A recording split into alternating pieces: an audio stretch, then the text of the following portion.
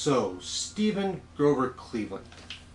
Now, a while back, the Second Opinion made a commentary on one of my videos about Grover Cleveland and being the only president to serve 2 non-consecutive terms.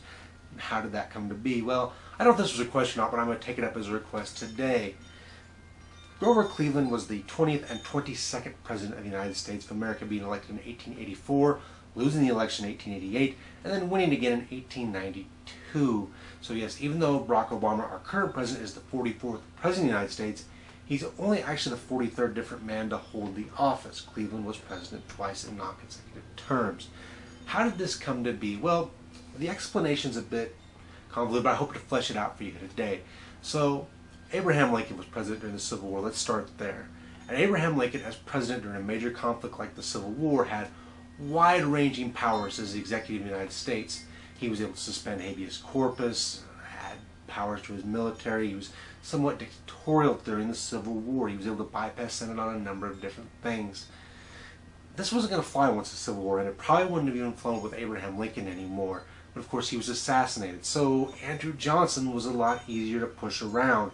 They passed the 10-Year Office Act, which took away the president's power to remove and put in people in office without the Senate's approval. He couldn't do any of that anymore, not without even the slightest bureaucrat being taken in or out.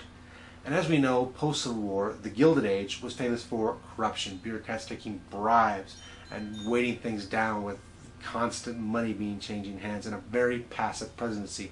All these actions made the president very passive. One of the things that I think makes U.S. Grant a particularly bad president, when presidents are rated he's usually near the bottom, is the fact that he was so passive. He didn't really exercise much power over Congress or the nation as a whole.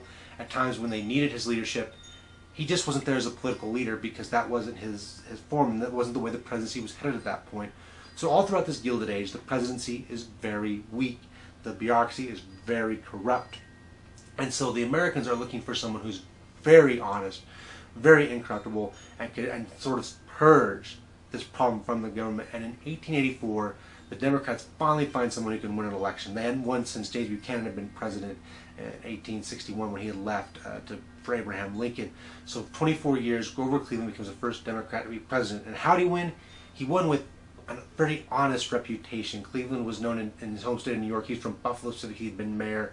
He'd been elected governor of New York for being honest, for rooting out corruption. One of his nicknames was Ugly Honest. He was so honest, it would be ugly, and he didn't mind. He would take on the ugliness for himself. And so when he becomes president, he really wants to take on this problem with bureaucracy. He wants to remove a lot of corrupt officials. Of course, the Senate initially balks because we have the 10-Year Office Act, and he pushes back against that and eventually gets his way. Grover Cleveland gets to remove those people from office. He gets to change the way these appointments take place, and he sort of grasps back control of the bureaucracy for the executive to remove corrupt officials and put in better ones. And Cleveland was against bad Democrats, bad Republicans. It didn't matter. Even though he was a Democrat, he'd be against anybody he felt was corrupt, and he vetoed 600 bills. At the time, it was a massive record. Vetoed 600 bills while he was president of the United States because he demanded good governance. Now, here's the problem. When you put all the weight upon yourself, when you take back all the authority the way Grover Cleveland was taking back authority, people are going to blame you for the good and the bad alike. And there was a lot of bad during his presidency. There were slight slides in the economy. The economy is very up and down during the Gilded Age, much more extreme than we're used to today.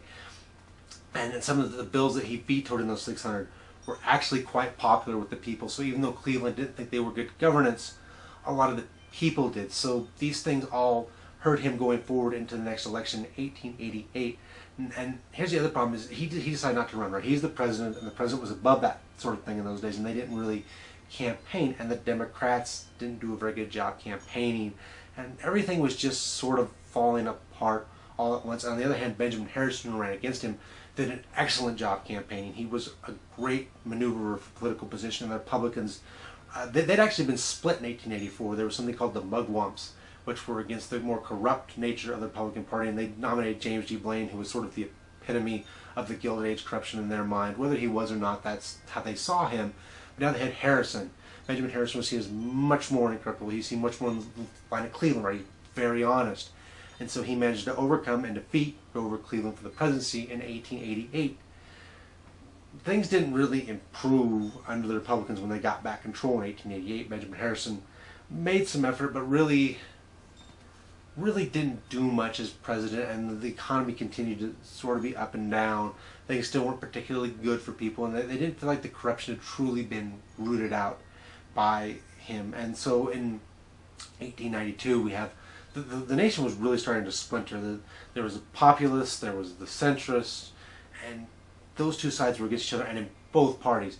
Somehow in 1892, Grover Cleveland managed to make a comeback, and he somehow masterfully pulls his party back together. He pulls together the populists and the centrists and puts together a united front, while the Republicans this time found themselves splintered again as they had been in 1884. And Grover Cleveland managed to win his second term. He managed to maintain his leadership despite his defeat, in the Democratic Party, as someone who could appeal to the populace, as an honest guy. And he actually had a nice appeal to the mainstream old centrists, as someone who was sort of part of their class. He understood them. He was from New York. He knew how the system worked. He felt like a very conservative, fine choice as President of the United States, and worked as a great compromise between the two ideological factions at this point in history.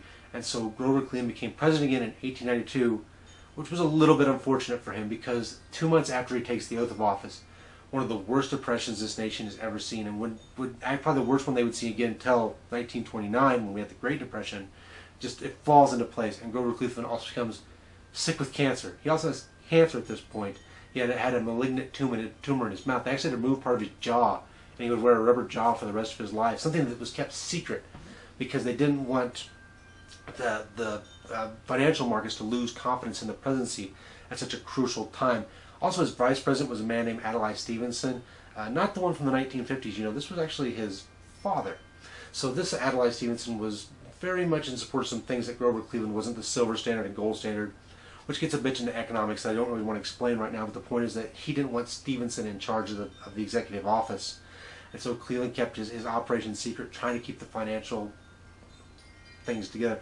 Now, a depression that takes place so early in your presidency, you can maybe overcome with time, but it didn't really get a lot better as Grover Cleveland went along. And then another thing took place, the Pullman strike, and Cleveland, against the wishes of the Illinois governor and a lot of the populace, sent in the military to end the Pullman strike. And it got ugly, and it got violent, and it looked like Grover Cleveland didn't really have control of his own soldiers, of his own executive office. Now, whether he did or not, that's a different question altogether, but the Pullman strike looked really bad. And so 1896 rolls around, maybe Cleveland can run again. I mean, he was potential, right? Even though he served 8 years, which was Washington's standard that many people followed up until Franklin Roosevelt, there was some thought that he could run again because he, served the non-consecutive terms. But his unpopularity was so much so in 1896 that he was actually not even nominated by Democrats. They went for the more populist choice.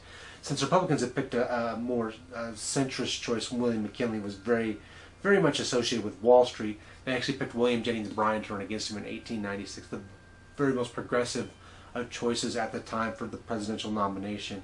And so that's how Grover Cleveland came to serve his non-consecutive terms. It was sort of the circumstance today of rooting out sort of this corruption of the Gilded Age and the progressives coming up to be a very major player in American politics. And whether Cleveland was a good president or not, well, that remains to be seen now. He did wrestle back power for the executive branch that would serve maybe not him so much as when William McKinley and then Theodore Roosevelt became president, that they were able to use more authority. In fact, Theodore Roosevelt, despite being in the opposite party, actually had a great deal of respect for Grover Cleveland.